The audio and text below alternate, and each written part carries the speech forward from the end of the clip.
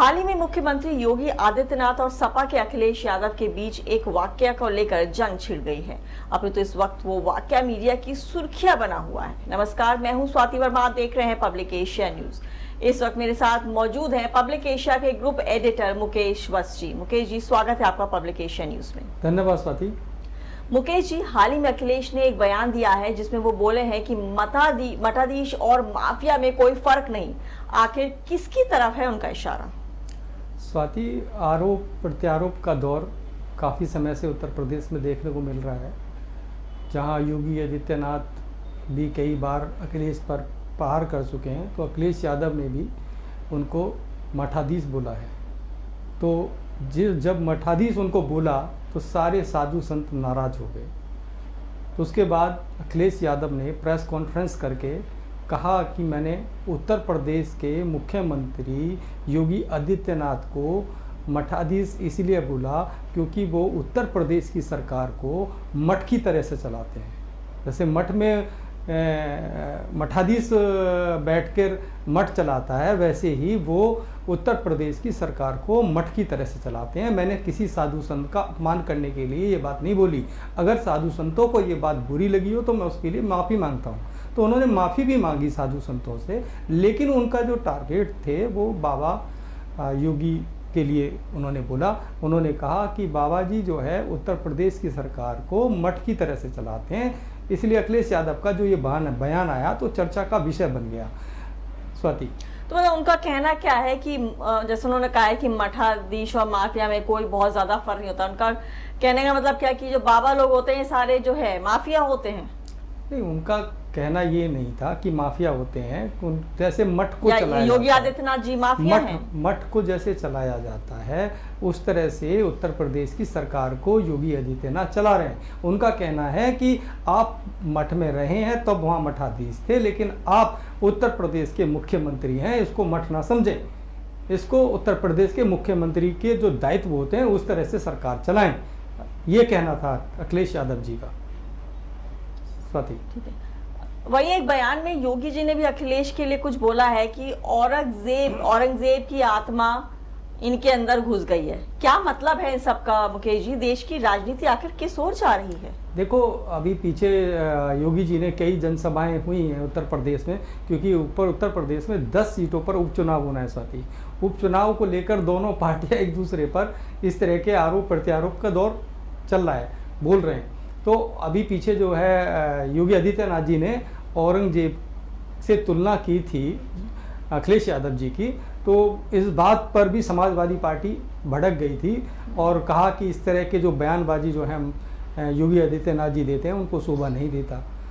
तो इस तरह की बयानबाजी आए, उसके बाद ही इन्होंने जो है बाबा को जो है मठाधीश बोला था औरंगजेब के बयान के बाद। स्वाति, मुकेश जी, देश इतने साल से चल रहा है, 75-80 साल हो चुके हैं, देश चल रहा है, राजनीति हो रही है, पर ऐसी राजनीति कभी नहीं देखी जहां पे इस तरीके की बयानबाजी हो रही है। कोई औरंगजेब है तो कोई मठाधीश है तो कोई माफिया है। ये क्या मतलब, क्या है उत्तर प्रदेश की राजनीति का?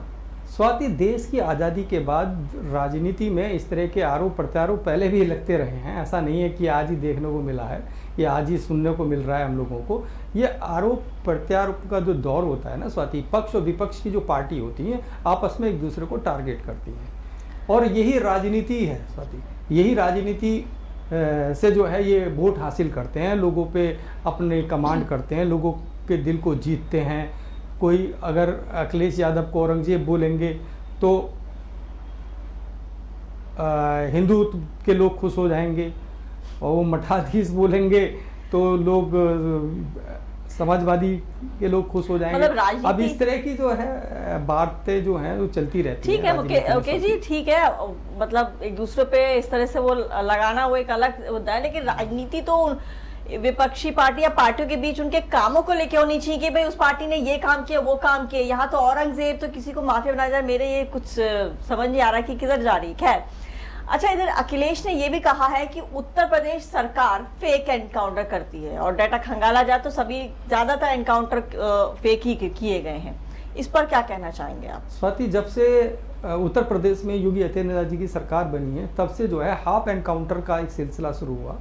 हाफ एनकाउंटर है, किसी की टांग में गोली मार दी, किसी के हाथ में गोली मार दी, उसको टांग तोड़ दिए, उसके किसी के हाथ तोड़ दिए।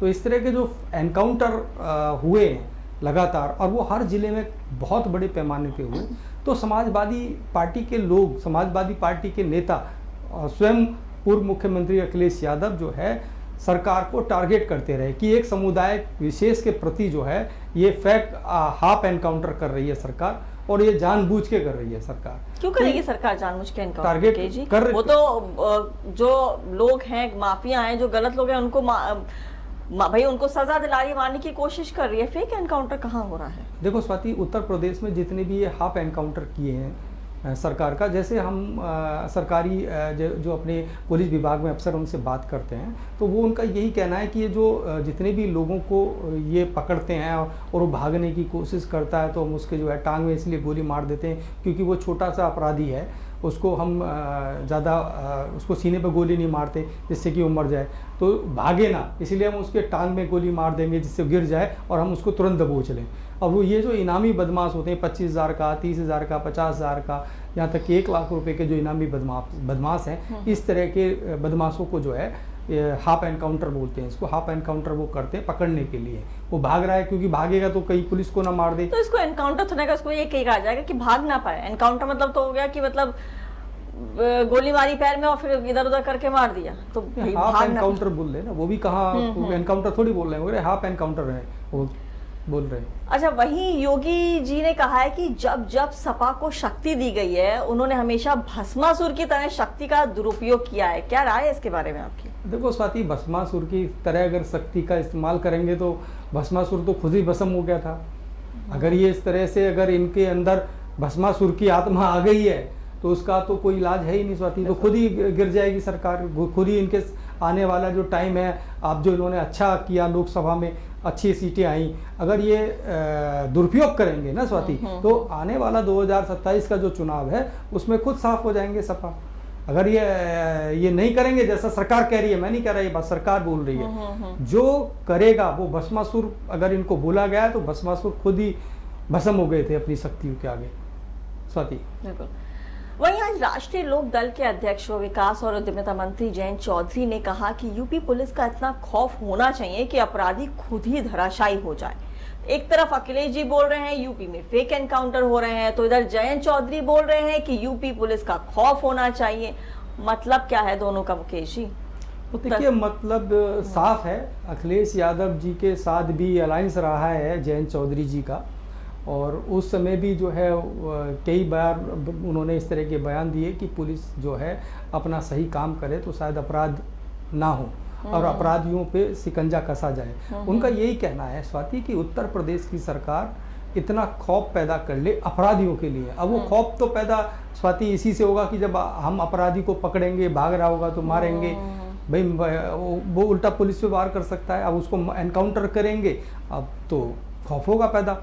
पहले क्या होता था स्वाति, उत्तर प्रदेश में जो है एनकाउंटर्स ज़्यादा होते थे, तो अब एनकाउंटर को क्या, पहले कोई अपराधी मिलता था उसको मार देती थी पुलिस। अभी जो है कोर्ट के सख्त आदेश के बावजूद थोड़ा सा परिवर्तन आया, पकड़ने का नियम बनाया गया कि भाई अपराधी को कोशिश की जाए कि पकड़ा जाए पहले। तो जो जयंत चौधरी जी कह रहे हैं वो भी सही बात है उनकी, वो सही बात कह रहे हैं। अगर उत्तर प्रदेश की पुलिस का थोड़ा खौफ होगा तो शायद अपराधों में कमी आएगी स्वाति।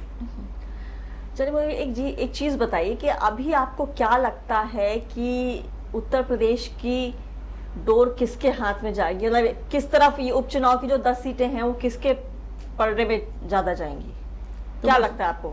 देखो स्वाति, उत्तर प्रदेश में जो भी मामले चल रहे हैं, हालात जो चल रहे हैं, उसको देखते हुए तो टक्कर तो बड़ी रोचक होने वाली है। बिल्कुल। भाजपा, सपा, कांग्रेस गठबंधन जो हुआ है सपा के साथ, जो 10 सीटों पे हो रहा है, इधर जयंत चौधरी जी का भी गठबंधन बीजेपी के साथ है। 10 सीटों में से मुझे लगता है कि 2 या 3 सीट रालोद के हिस्से में आएंगी। तो मुझे लगता है कि मजबूत हैं दोनों दल और मजबूती से चुनाव लड़ रहे हैं। तो देखा जाए तो मुझे लगता है कि रोचक चुनाव होगा।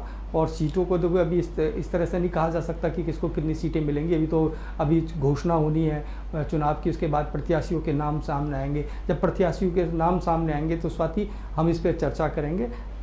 ठीक है सर। योगी जी जगह जगह अपनी जा जा करके जगह जगह प्रचार कर रहे हैं, कई सारी स्कीम्स निकाल रहे हैं उपचुनाव के उसमें, तो आपको क्या लगता है इसका कितना फायदा मिल सकता है बीजेपी को उत्तर प्रदेश में? क्योंकि अखिलेश जी बयानबाजी ज्यादा कर रहे हैं, कुछ ऐसा कर नहीं रहे हैं, योगी जी इन सब पे भी काफी अधिक काम कर रहे हैं, तो आपको क्या लगता है कि इसका कितना फायदा मिलेगा? स्वाति, उत्तर प्रदेश में लोकसभा चुनाव में जो स्थिति भारतीय जनता पार्टी की रही, उसके बाद से उत्तर प्रदेश के मुख्यमंत्री योगी आदित्यनाथ ने अपने कड़ा रुख अख्तियार कर लिया है और प्रशासनिक स्तर से लेके संगठन तक सारी जगह वो मजबूती से काम कर रहे हैं। वो ये देखिए, ये 10 सीट का चुनाव नहीं है, उनको ये मालूम है कि 2027 में एक बहुत बड़ा चुनाव उत्तर प्रदेश का होना है।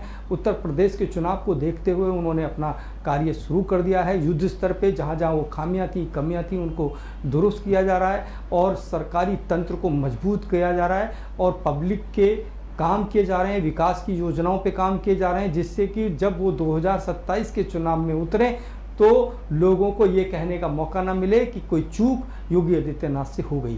वो किसी चूक को नहीं छोड़ना चाहते, वो काम करना चाहते हैं और उत्तर प्रदेश को उत्तम प्रदेश बनाने की जो उनकी योजना है और उस तरफ वो बढ़ रहे हैं आगे, और उनके ये बढ़ते कदम उत्तर प्रदेश के चुनाव को रोचक बनाएंगे। स्वाति, चलिए मुकेश जी, धन्यवाद आपका समय देने के लिए और हमें इतनी जानकारी देने के लिए। अब उत्तर प्रदेश में उपचुनाव होने को है और इससे पहले उत्तर प्रदेश की राजनीतिक सियासत में जबरदस्त बयानों के साथ राजनीति गरमा रही है।